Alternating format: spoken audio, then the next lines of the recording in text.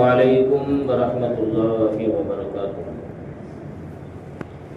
بسم الله الرحمن الرحيم. إن الحمد لله والصلاة والسلام على رسول الله صلى الله عليه وعلى آله وصحبه أجمعين. أما بعد. بسم الله الرحمن الرحيم. فيسخرون منهم سخر الله منهم ولهم عذاب أليم. صدق الله. அல்லாஹ்வுடைய மாபெரும் கிருபையால் சுபஹுடைய பரலான தொழுகையை இமாம் ஜமாத்தோடு தொழுவதற்கு வாய்ப்பளித்த இறைவனுக்கு புகழனை. அல்லாஹ் தஆலா இதுபோல இறை கடமைகள் பெருமானாருடைய பொன்மொழிகள் இவையெல்லாம் இருக்கிறதோ அவையெல்லாம் குறித்த நேரங்களிலும் குறித்த சமயங்களிலும் அந்தந்த நேரங்களில் நிறைவேற்றிட ஹயாத்தாக்கிட அல்லாஹ் நம் அனைவருக்கும் அந்த ஆசைகளையும் அந்த ஆர்வத்தையும் அந்த ஊக்கத்தையும் அந்த தேடலையும் அந்த தேட்டத்தையும் அல்லாஹ் முழுமையான முறை நமது உள்ளத்தில் விளைத்து அதை செயல்படுத்தக்கூடிய அந்த பாக்கியத்தை நம் அனைவருக்கும் தந்திருக்கிறார். அதுபோல அல்லாஹு தஆலா இந்த உலகத்தில் வாழக்கூடிய காலங்களில் ஈமானோடு சலாமத்தோடு யாருடைய கெட்ட துவாவுக்கும் யாருடைய சாப கோபத்துக்கு ஆளாகாத அளவுக்கு மூமினாக முத்தமீனாக நல்ல விலாயத்து பெற்ற வழியாக திகழ்வதற்கு பெற்றோர்களோடு அன்பை பெற்ற நல்ல சாலிகனாக வாழ்வதற்கு அல்லாஹ் இந்த உலகத்தில் நசீபாக்கி தந்திருக்கிறார். அதே போல் அல்லாஹு தஆலா இந்த புனிதமான இந்த நாளிலே நன்னாளாகவும் பொன்னாளாகவும் பரக்கத்து பொருந்திய நாளாகவும் சகல விதமான காரியங்கள் நல்ல விதமாக நடைபெற்று முடியக்கூடிய நாளாகவும் எந்த தடங்கள் தடைகள் இருந்தாலும் அதையெல்லாம் உடைத்து இருந்து நற்காரியங்களை செய்திட சிறந்த ஒரு நாளாகவும் அதுபோல கயிறுகளும் அதுபோல எல்லா விதமான துவாக்களும் கபூலாகக்கூடிய சிறந்த நாளாக அல்லாஹு தஆலா ஆக்கி தந்தல் புரிவானாக. ஆமீன் ஆமீன். அல்ஹம்துலில்லாஹ். அல்லாஹு தஆலா குர்ஆனில் சொல்கிறார், இந்த உலகத்தில் நல்ல மனிதர்களை ஒரு காலம் கண்டறிய முடியாது. சாலிகான நபர்களை, சாலிகான மனிதர்கள் இருக்கிறார்களா என்று சொன்னால் இருக்கிறார்கள். உங்களுக்கெல்லாம் தெரியும், முத்தகீன்களும் சீதேவிகளும் சாலிகீன்களை பற்றியும் குர்ஆனிலே பல இடங்களிலே சொல்லுவார். இந்த சாலிகீன் சொன்னால் விலாயத்து பெற்ற வலிமார்களை சொல்லுவார்கள், சஹாபாக்களை சொல்லுவார்கள். ஏன்னா சஹாபாக்கள் அவங்கள்தான் வலிமார்கள். ஆனால் நம்மள எத்தனை பேர்கள் இருப்பார்கள், அவர்கள் வலிமாராக இருப்பார்கள், ஆனால் சஹாபியாக இருக்க மாட்டார்கள். ஏனென்று சொன்னால் சஹாபி என்று சொன்னால் நபிகள் நாயகம் ஸல்லல்லாஹு அலைஹி வஸல்லம் அவர்களை நேர்முகமாக நேருக்கு நேராக பார்த்து கலிமா சொன்னவர்களை சஹாபி என்று சொல்வார்கள். அவர்களுடைய சொல்லுக்கு கட்டுப்பட்டு மரணப்படுபவர்களை ஷஹீத் என்று சொல்வார்கள். அந்த நல்லவர்களை இந்த உலகத்தில் காணுவது என்பது காண முடியாத ஒரு காட்சியாக இந்த உலகத்தில் நாம் பார்த்து கொண்டுகிறோம். நல்லவர்களை காணுவது என்பது நாம் அரிதாகி போன இந்த காலத்திலே ஒரு வரலாற்றை பதிவு செய்கிறார்கள். நான் கண்ட ஒரு வரலாறு, அதாவது இந்த உலகத்தில் இன்னைக்கு அதிகமான செல்போன் காலம். எல்லாருமே என்ன செய்கிறாங்க, செல்போனில் நல்ல விஷயங்களை தேடுகிறார்களோ இல்லையோ, பாடல் அல்லது இன்னைக்கு நடக்கக்கூடிய பட்ஜெட்டினுடைய சண்டைகள், இதையெல்லாம் அதிகமாக காணும். நாளும் ஒரு நபிமொழி மாதிரி ஒரு நாளைக்கு ஒரு ஹதீஸுகள் ஒரு வரலாற்றுகளை நாம் வீட்டில் வைத்திருக்கிற நம்மளுடைய முன்னோர்கள் வைத்த அந்த எத்தனையோ தமிழ் நூல்கள், நமக்கு அரபி தெரியாட்டி தமிழ் புஸ்தகங்கள் இருக்கும். நம்ம தகப்பனார் என்ன அப்படி புத்தகத்தை படித்தார் என்று நாமும் எடுத்து புரட்டி பார்க்க வேண்டும். நம்ம மக்கள்கிட்ட இருக்கக்கூடியது என்னன்னா, நம் தகப்பனார் அவர் என்ன செஞ்சிருப்பாரு, அவங்க அம்மா ஓதின யதார்த்த குர்ஆனை வச்சிருப்பார். அவங்க தாயார் ஓதிருப்பாங்களா, அவங்க தாய் ஓதின அந்த குர்ஆனை தன் தகப்பனார் ஓதியிருப்பார். ஆனால் அந்த குர்ஆன் தொன்று தொட்டு அதை பரக்கத்தாக பாக்கியமாக நிறைந்து தன் மகனார் ஓதி கொண்டிருப்பார். ஆனால் இன்றைக்குள்ள காலகட்டத்தில் உள்ள மகனார் அந்த குர்ஆன் ஏன் அந்த வீட்டிலே இருக்கு என்று சொல்லி பள்ளிவாசலில் கொண்டு வந்து வைத்து விடுவார். இது பரக்கத்தறியாத மனிதன், பரக்கத்து என்றால் என்னென்ன தெரியாத மனிதன், நவீன மனிதன். பார்த்திருக்கீங்களா, ஒரு மூத்தாயிட்டாங்கன்னா அவங்க புக்கை ஃபுல்லாக தூக்கிக்கொண்டு என்ன படித்தார், அப்படி என்ன ஓதினார், அதை எடுத்து நாமும் புரட்டி பார்க்க வேண்டும்.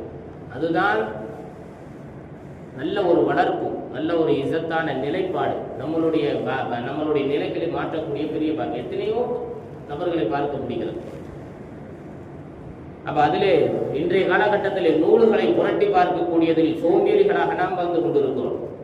அப்போ வரலாற்று நூல்கள் வழிமார்களாக இருக்கட்டும், நபிமார்களுடைய நூல்களாக இருக்கட்டும், சகாபிகளுடைய நூல்களாக இருக்கட்டும், ஹிலாபத்து பெற்ற ஹலீஃபாக்களுடைய நூல்களாக இருக்கட்டும், எல்லா நூல்களையும் புரட்டி பார்க்க வேண்டும்.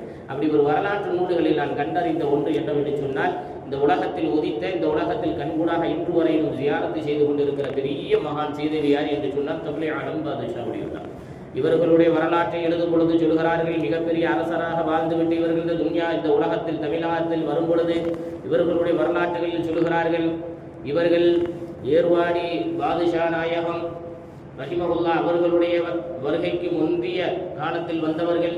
இவர்கள் இந்த தமிழகத்தில் வந்து என்ன செய்தார்களாம், ஹாஜாமலை என்று சொல்லக்கூடிய அந்த மலைக்கு கீழே உட்கார்ந்து கொண்டு தபம் செஞ்சு கொண்டிருந்தார்கள். அங்கு ஒரு மனிதர் அந்த ஹாஜாமலையினுடைய வேலை வரலாற்றுகள் எவ்வளவுக்கு எவ்வளவு நீங்கள் புதைத்து மூடினாலும் கல்புக்குள் வைக்கப்பட்டது என்றைக்கு யாருடைய உள்ளத்திலிருந்தும் வெளிப்பட்டுவிடும்.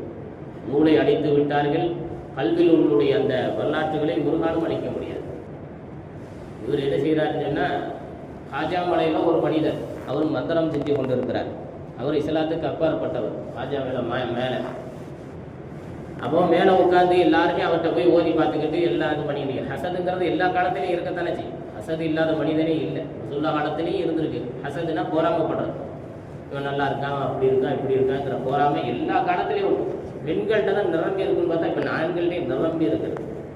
பயப்படுறாங்க. ஹசது என்ன, பொறாமையில மனிதன் வாழ்வதற்கு பயப்படுகின்றது. அப்பொழுது தப்லீக் ஆலம் பாதுஷா வலியுல்லாஹ் அவங்க என்ன செய்கிறாங்க, இந்த அவங்க ஒரு முஸ்லீம் தானே, அந்த கோலத்தில் கண்டிப்பாக இருப்பான். ஃபக்கீருடைய கோலத்தில் இருந்தார். பெரிய அரசர். ரசூலுல்லாவுடைய வார்த்தைக்காண்டி வீர ஏகத்துவத்தை எத்தி வைக்க வந்த பெரிய சீதேவி. அப்போ இவர் என்ன செய்கிறார், ஹாஜா மலைக்கு நீங்கள் எல்லாம் போயிருப்பீங்க. அந்த மலைக்கு கீழே உட்கார்ந்து இவர் என்ன செய்கிறாரு, தவம் செய்வார். தவம்னா இறைவனை நினைக்குது. இறைவனை நினைக்குது சொல்லுவாங்க. இன்னைக்கு உள்ள ஆன்மீகத்தில் வந்து இன்னைக்கு சொல்கிறாங்க, சில பேர் நம்ம மக்கள் போய் பூங்காவில் போய் உட்காருவாங்க. காலையில் பார்த்துருக்கீங்களா, பூங்காவில் போய் பார்த்தீங்கன்னா ஒவ்வொருத்தர் உட்காந்துக்கிட்டு அப்படியே யோகாசனம் செய்வாங்க. ஆனால் முட்டாப்பேல்களால் யோகாசனங்கிறது போய் அங்கே போய் செய்கிறத விட பெரிய யோகாசன தொழுகையை தாண்டி இறைவனை நினைக்கிறதுக்கு அதே இடத்துல யோகாசனம் அவுராதுகள். முதல்ல தொழுகையில ஓர்நிலைப்படுத்த முடியல. காலையில் எழுந்திருந்து சுபூக தொழுகை வருகிறோம், தக்பீர் கட்டுகிறோம்.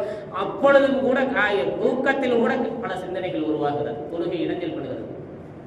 ஓர்நிலையில அல்லாஹ் என்னை பார்க்கிறான், அந்த சிந்தனை ஓர்நிலை சிந்தனை வர முடிகிறதா? அவன் சொல்ல மூச்சை கவனிக்கிறான், மூச்சை பார்த்துக்கிட்டே இருக்குங்கிறாங்க. இப்படி யோகாசனத்தில் இத்தனை ஒவ்வொரு இது கலைகள் இருக்கிறது. இதை அது முக்கியத்துவம் கொடுத்து நம்ம ஆள்போம். போய் என்ன செய்கிறாங்க, பூங்காக்களில் உட்காந்துக்கிட்டு செய்கிறாங்க. செய்ய வேண்டாம் சொல்லி என்று சொல்லவில்லை. இஸ்லாத்தினுடைய இறைவனை நினைக்கும் விஷயத்திலே நாம் ஓர்நிலை மனதை கட்டுப்படுத்த முடியவில்லை. அப்போ அதிலே நம்மளுடைய சிந்தனையில் அல்லாஹ் அல்லாங்கிற அந்த சிந்தனையிலே கொண்டு வந்து இறை நினைவை அதிகம் முன்னிறுத்த வேண்டும். அதற்கு நாம் என்ன செய்ய வேண்டும், முறைப்படுத்த வேண்டும். அதற்கு பின்னால் நாம் என்ன செய்ய வேண்டும், பள்ளிவாசலில் உட்கார்ந்து கொண்டு இறைவனை நினைக்க வேண்டும். நம் பாவங்களை நினைக்க வேண்டும். நம்மளுடைய நன்மைகள் இன்றைய காலகட்டத்தில் என்னென்ன நன்மைகள் செய்ய வேண்டும் என்று நினைக்க வேண்டும். என்ன பாவம் காரியங்கள் நம்மளை கைகூடியதோ அதை எப்படி நாம் தடுக்க வேண்டும், தடை போட வேண்டும் என்ற அந்த ஆசைகளை உள்ளத்தில் வளர்த்துக் கொள்ள வேண்டும். அந்த நினைவுகளை முன்னிறுத்த வேண்டும். அப்பொழுது தப்லீக் ஆலம் பாதுஷா வலியுல்லாஹ் ரலியல்லாஹு அன்ஹு அவர்கள் உட்கார்ந்து கொண்டிருக்கிறார்கள். அப்போ அவரிடம் வந்து என்ன செய்கிறார்கள், ஓதி பார்க்கிறார்கள். இதனால் ஏற்பட்ட ஹசது என்னவென்று சொன்னால், ஹசது ஏற்படுகிறது, போராமை ஏற்படுகிறது. அப்போ இவர்கள் ஓதி பார்க்கும் பொழுது சரியாகி விடுகிறது. உடனே எல்லா மக்களும் ஹாஜா மலை என்று சொல்லக்கூடிய அந்த மலைக்கு மேலே போகக்கூடிய நபர்கள் அனைவருமே இவர்களை சந்திக்கிறார்கள். தப்லீக் ஆலம் பாதுஷா வலியுல்லாஹ் ரலியல்லாஹு அன்ஹு அவர்களை சந்திக்கும் பொழுது எல்லாம் மேலே உள்ள நபருக்கு ஹசது ஏற்படுகிறது. யார் அது, நம்ம இடத்தில் வரக்கூடிய மக்கள் குறைந்து கொண்டே இருக்கிறார்களே, கீழே யார் இருக்கிறார் என்று கோபத்தில் என்ன செய்கிறார், ஒரு மலைக்கல்லை உருட்டி விடுகிறார். உருட்டு விடனோடனே இவங்க இப்படி விரலை காமிச்சாங்களாம். யார், தப்லீக் ஆலம் பாதுஷா வலியுல்லாஹ் ரலியல்லாஹு அன்ஹு. அந்த மலைக்கல் அப்படியே நின்றது. இன்றைக்கும் அது நின்று கொண்டு தான் இருக்கிறது.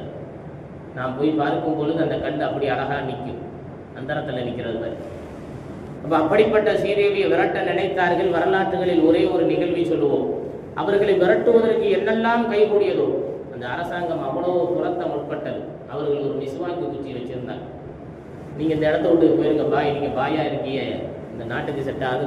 மன்னர் எல்லாருமே மன்னர்கள்லாம் ரொம்ப கெஞ்சி கேட்டாங்க. அப்போ அவர் ஒரு குச்சி வச்சுருந்தார், மிஸ்வாக்கு குச்சி. அப்போ சொன்னாரா, அந்த குச்சி எங்கே போய் விழுகுதோ அது என்னை இருப்பிடம். அவர் சொன்னார், இந்த குச்சி எங்கே போய் விழுகிறதோ அதான் என்னை இருப்பிடம். அப்போ அவர் ஒரு குச்சியை தூக்கி போடுவார், அது ஒரு கோயிலாக இருந்தது, சிவனுடைய கோயிலாக இருந்தது. அந்த இடத்துல தான் அவர் அடக்கம் பண்ணி அந்த இடத்தை கவர்மெண்ட் கொடுத்தது. அந்த மன்னர் ஆட்சியில் அவர்களுக்கு இடம் கொடுத்து இன்றைக்கு அவர்கள் படுத்து உறங்கி கொண்டிருக்கிறார். அப்போ இந்த மனிதர் கீழே இறங்கி வருகிறார், கல்லை உரித்து விட்ட மனிதர் இறங்கி வருகிறார். என்ன, நீ அவ்வளோ பெரிய ஆன்மீகவாதியா அப்படின்னு சொல்லி 2 பேருக்கு ஒரு போட்டி வைக்கிறாங்க, சவால். அப்போ சொல்லுகிறார்கள், அங்கே ஓடிக்கொண்டிருந்த அந்த ஆறுல இந்த ஆடை யார் கடந்து போகும் பொழுது நறுமண வாட வருகிறதோ அதுதான் சத்திய மார்க்கம். உன் மதம் சரியாக இருந்தால் உன்னிதை நான் தபாவை செய்கிறேன், பின்பற்றுகிறேன். இது சரியா இருந்தால் என்னை நீ பின்பற்று. அப்படி அவர்கள் கடந்த பொழுது அப்போ மாற்று மத சகோதரர் அவர் கடக்கிறார். எந்த விதமான வாடைகளோ நறுமணங்களோ எதுவுமே இல்லாத நிலையில் இருக்கிறது. நபரே ஆலம் பாதுஷா வலியுல்லாஹ் அவர்கள் கடக்கிறார்கள். அவர்கள் கடக்கும் பொழுது அழகான ஒரு நறுமணத்தை பெறுகிறார்கள். அவர்களுடைய முஹிப்பீனாக ஆகிறார்கள். அவர்கள் தான் பக்கத்தில் இன்றளவும் அவர்கள் அடக்கப்பட்டு இருக்கிற அந்த சீதேவி.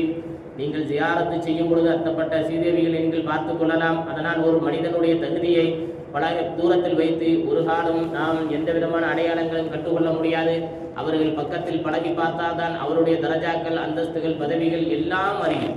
அதைத்தான் குர்ஆனிலே சொல்லுகிறான்,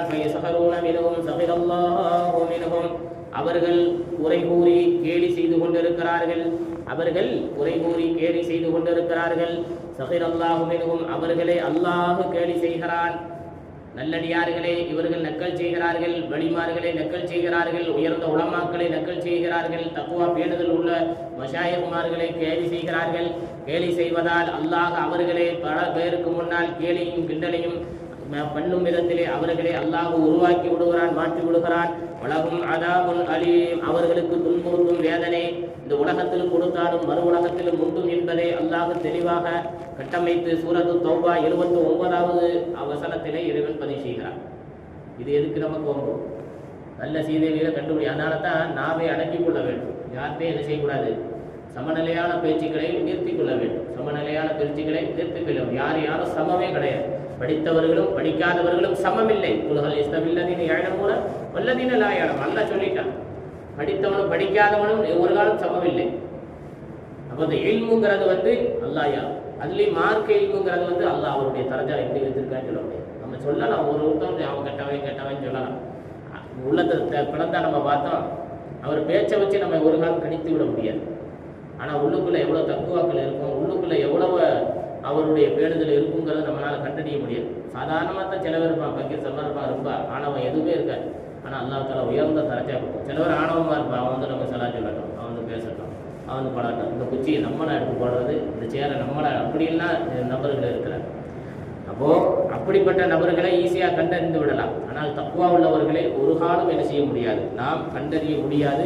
ஆனால் நாம் பேணுதலாக இந்த உலகத்தில் வாழ்வதற்கு அல்லாஹ் நசீபாக்கி தந்தல் புரிவானாக. அதேபோல் அல்லாஹு தஆலா நல்லவர்களை மதித்து வாழ்வதற்கும், தாய் தகப்பனை மதித்து வாழ்வதற்கும், நம்மளுடைய ஆசான்கள் கற்றுக் கொடுத்த ஆசான்களை மதித்து வாழ்வதற்கும் அல்லாஹ் நம் அனைவருக்கும் நசீபாக்கி தந்தல் புரிவானாக. நம்மளுடைய பிள்ளைகளை நாம் மதித்து வாழ்வதற்கு நசீபாக்கி தந்தல் புரிவானாக. நம் பிள்ளைகளும் நம்மளை மதித்து, நம்மளுடைய பெற்றோர்கள், உற்றார் உறவினர்கள், நண்பர்கள், சூடி இருக்கக்கூடிய எல்லா நபர்களையும் சலாமத்தோடு கண்ணியத்தோடு பார்க்கக்கூடிய அந்த நல்ல குணத்தை நம்மளுடைய அவுலாது, நம்மளுடைய பிச்சலங்களுக்கு அல்லாஹ் ஏற்படுத்தி தந்தல் புரிவானாக.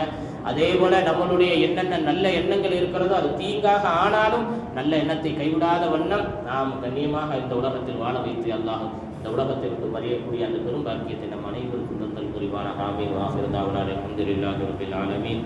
சுப்ஹானக அல்லாஹும்ம வ பிஹம்திக அஷ்ஹது அன் லா இலாஹா இல்லா அன்த அஸ்தக்ஃபிருக வ அத்தூபு இலைக்.